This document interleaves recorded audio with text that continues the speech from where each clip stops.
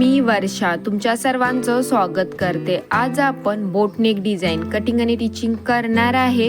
मी blouse cutting करायच्या 2 पद्धती दाखवणार आहे। तर असं परफेक्ट फिनिशिंग आणि फिटिंग हवं असेल तर व्हिडिओ लास्टपर्यंत पहा। हे आपला अस्तर आणि हा आपला ब्लाउजचा कपडा आहे। मी सगळ्यात पहिला खाली एक सरळ लाईन आखून घेते। आता इथून पुढे आपल्याला ब्लाउजची मार्किंग करायची आहे। आपली मागील उंची 12.5 इंच, त्यात मी 1.5 इंच प्लस करते। 14 इंच आपण मागील उंची घेतली आहे। 12.5 मध्ये मी 1.5 इंच प्लस केलंय आणि वर एक शोल्डर लाईन आखून घेतली। शोल्डर आपलं 14 आहे, त्याचं तुम्हाला अर्धा करायचं। आपण बोटनेक कटिंग करणार आहे तर मी शोल्डर 7 इंच घेतला आहे। सेम 7 इंचाला तुम्हाला खाली एक मार्किंग करायची आहे, म्हणजे आपली मुंडा लाईन आखणं सोपं जातं। मुंडा सुद्धा आपल्याला सेम 7 इंचच घ्यायचं आहे। जेवढं तुम्ही शोल्डर घेता सेम मुंड्याला मार्किंग करायची आहे आणि मुंडा लाईन आखून घेतला। मुंडा लाईन आखून झाल्यानंतर तुम्हाला छाती लाईन सुद्धा आखून घ्यायची आहे। हा एवढा भाग तुम्हाला समजला व्यवस्थित। आता इथून पुढं 1 इंच मुंडा उतार घ्यायचा आहे। हे कंपल्सरी आहे बोटनेकसाठी।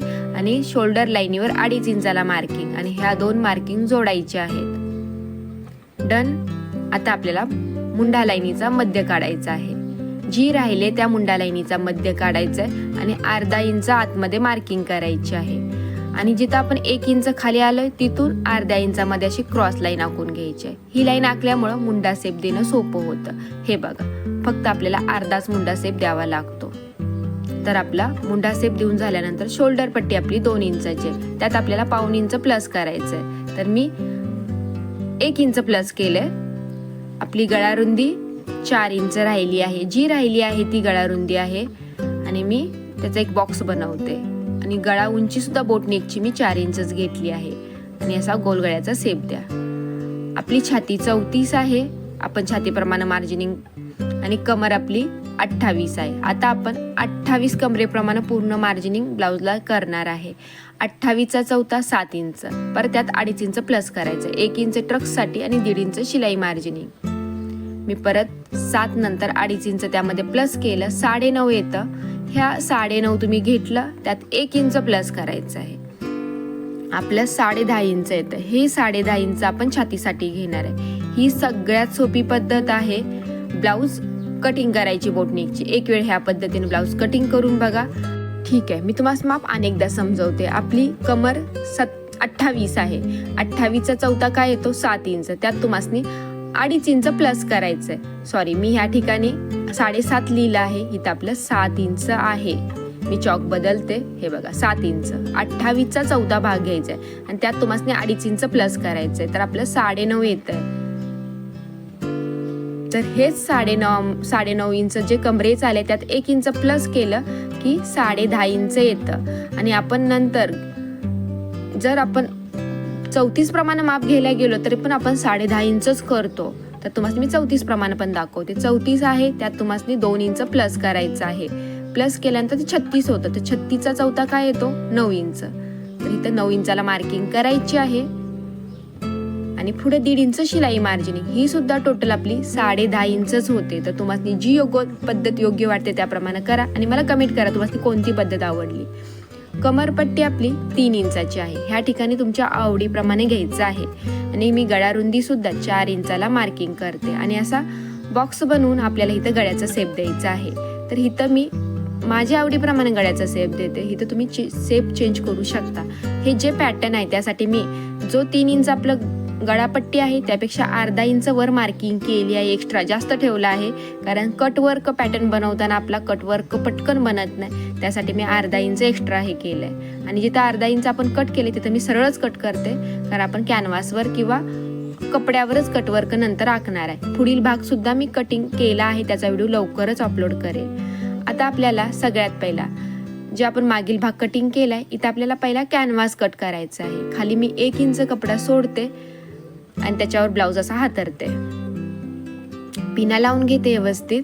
आणि हे बघा, ही कॅनव्हासची पट्टी आपली गळा रुंदी किती इंच आहे 4 इंच आहे। तर 5 ते 5.5 इंच तुम्हाला डबलची घडी आहे माझी ही।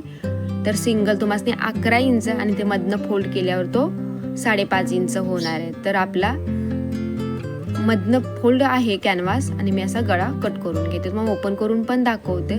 मी वर एक लाईन आखले, पण मी खाली सुद्धा परत त्याप्रमाणे नाही कटिंग करत. हे बघा, आपण जे अर्धा इंच एक्स्ट्रा आहे ना ते खाली आहे, तर मी आता ते सेप आखण्यासाठी परत एकदा मार्किंग करून घेते. ह्याच्यामध्ये आपल्याला असा सेप द्यायचा आहे. आणि तर मी जसा आपण आखलाय त्याप्रमाणे सेप कट करते. हा कटवर्क पॅटर्न बनवायला जरा त्रास देतो, तर मी कसा कटिंग केला किंवा कसा शिवला तुम्हाला दाखवते. मला जी पद्धत येते त्याप्रमाणे मी दाखवते. कॅनव्हास थोडा एक्स्ट्रा आहे तो मी कट करून काढला आहे.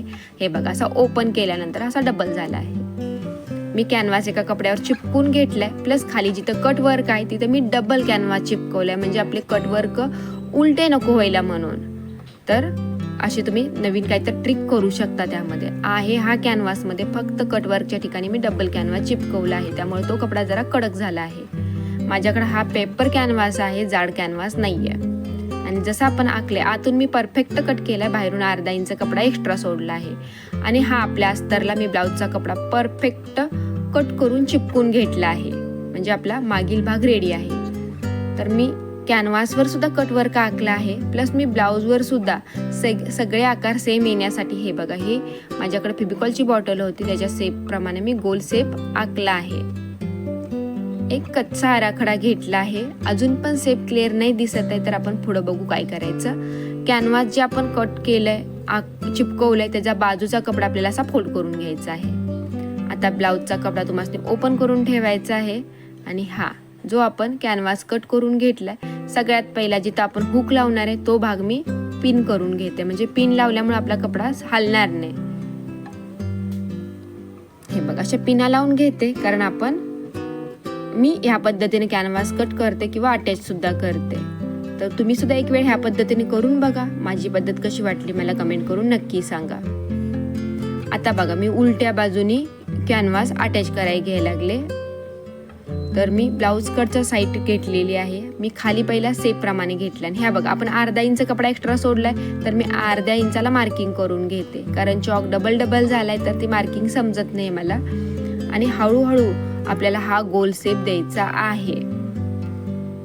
तर मी जिथं मी पेनानं अर्ध्या इंचाला मार्किंग केले तिथं नेऊन मी सुई खाली अटकवते आणि मग कपडा गोल फिरवते. हे बघा, अशी सुई अटकवली की असा कपडा फिरवायचा आहे. ह्या पद्धतीने मी इथे 4 कट गोल केले आहेत. तुमच्या आवडीप्रमाणे आहे. हे परफेक्ट दिसतात. तुम्ही 4 किंवा 5 सुद्धा घेऊ शकता. आणि मी इथं फक्त खालचे कटवर्क बनवले आहेत.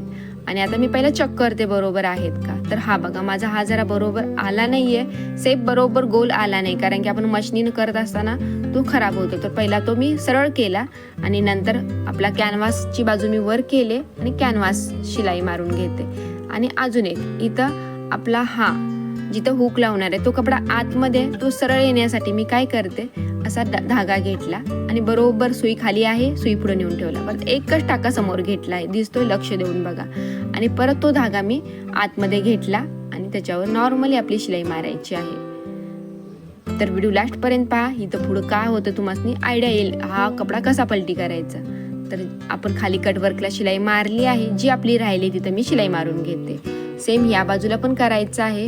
तर इथं बघा, मी सुई खाली अटकवली आहे आणि एक टाका पुढे घेतला. आता मी असा एकच धागा पुढे यायचा, एकच पाय पुढे यायचा आहे आणि परत आपल्याला धागा आतमध्ये ढकलायचा आहे आणि नॉर्मली शिलाई मारून घ्यायची आहे. आता पूर्ण गळ्याच्या बाजूला कट टाकून घ्यायचे. आणि हा इथे एक्स्ट्रा कपडा आहे तो सगळा कट करून काढायचा आहे, कारण आपण कॅनव्हासवर कट आखला होता, ब्लाउजवर आखला नव्हता. तर आता मी पहिला कट करून घेतले, कट टाकून घेतले वर गळ्याला सुद्धा. आणि हा बघा, हा धागा असा तुम्हाला गळा कोणे बरोबर बनतात. आणि ह्याला मला दाब शिलाई देता येणार नाही, तर मी ह्या पद्धतीनं कपडा फोल्ड करून व्यवस्थित केला आहे. हे बघा, हा धागा असा परत निघतो, कारण आपण एकाच टाक्यामध्ये टाकलेला असतो. तर हा बघा, असा परफेक्ट सेप, दोन्ही सेप असे करून घ्या. आणि आपण हे बघा, डबल कॅनव्हास लावलं होतं इथं, तर आपले कट कसे पलटी होतात ते पण बघा. हे बघा, बऱ्यापैकी इझिली आणि छान मला हे कटवर्क बनले आहेत. तर आपल्याकडे जाड पेपर कॅनव्हास नसेल तर डबल कॅनव्हास घेऊन पण कटवर्क बघा किती छान बनले आहेत. तर माझा हा व्हिडिओ आवडला तर व्हिडिओला लाईक करा, शेअर करा आणि वर्षा टेलर या चॅनेलला सबस्क्राईब करा. आपला मागील भाग रेडी आहे. कमरेवर ट्रक्स टाकून घ्या. हे बघा मी करून घेतले आहेत आणि आपल्याला कमरपट्टी अटॅच करायची आहे. तर माझी कमरपट्टी सुद्धा अटॅच करून झाली आहे. आपल्या ब्लाऊजचा हा फायनल लुक आहे आणि मी याला वर एक हुक लावलं होतं आणि टाका सुद्धा हुकाचा आतमध्ये बनवला तर त्यामुळे ह्याचा असा फिनिशिंग असं बनलं होतं. तर या पद्धतीने तुम्ही सुद्धा हुक आतमधल्या साईडला लावून बघा. पुढे आपण कटोरी पॅटर्न घेतले. याचा व्हिडिओ मी 1 ते 2 दिवसात अपलोड करेल आणि याची स्लीव डिझाईनचा मी व्हिडिओ ऑलरेडी अपलोड केला आहे. तुम्ही नसेल पाहिला तर जाऊन पहा. थँक्यू. व्हिडिओला लाईक करा, शेअर करा.